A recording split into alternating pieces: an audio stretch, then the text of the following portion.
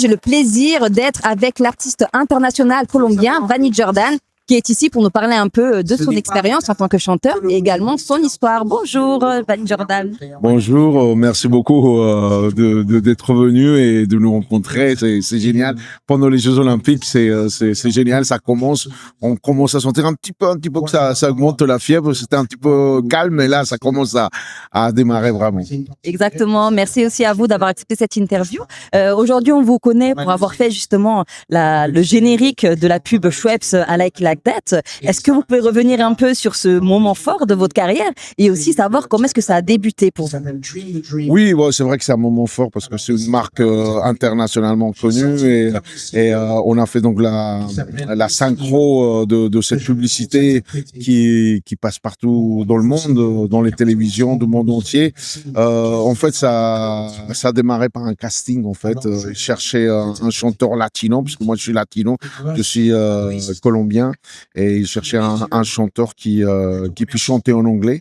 Et donc on a été choisi parmi plus de 500 groupes. Et donc on a l'honneur d'être sélectionné. Donc j'ai enregistré la chanson, j'ai enregistré le single aussi et le vidéoclip en Mexique.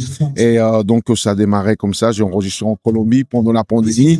Et après voilà, la publicité elle est allée dans le monde entier.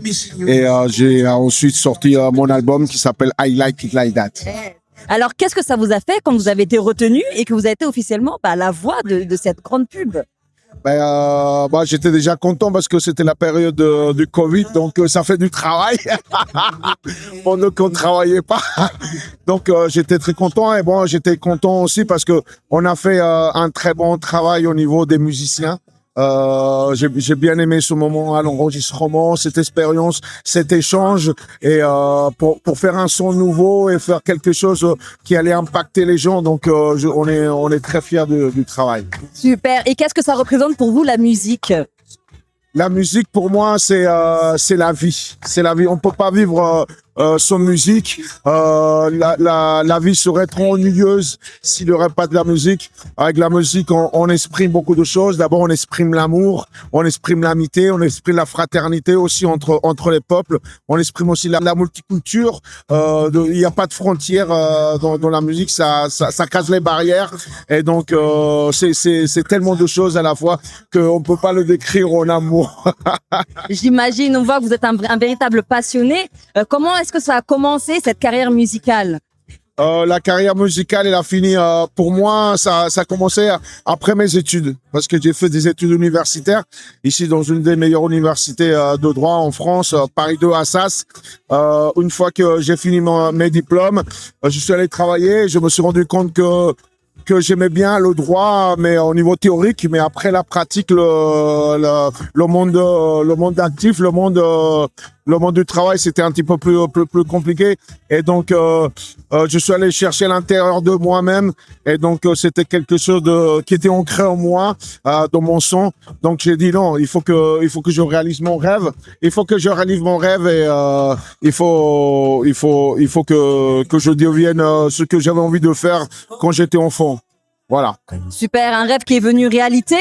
Aujourd'hui, vous êtes également présent ici pour l'ouverture des JO. Vous allez également prester. Qu'est-ce que ça vous fait de vous rendre aujourd'hui présent face à ce public-là? Les Jeux Olympiques, c'est quand même l'événement en France, à Paris.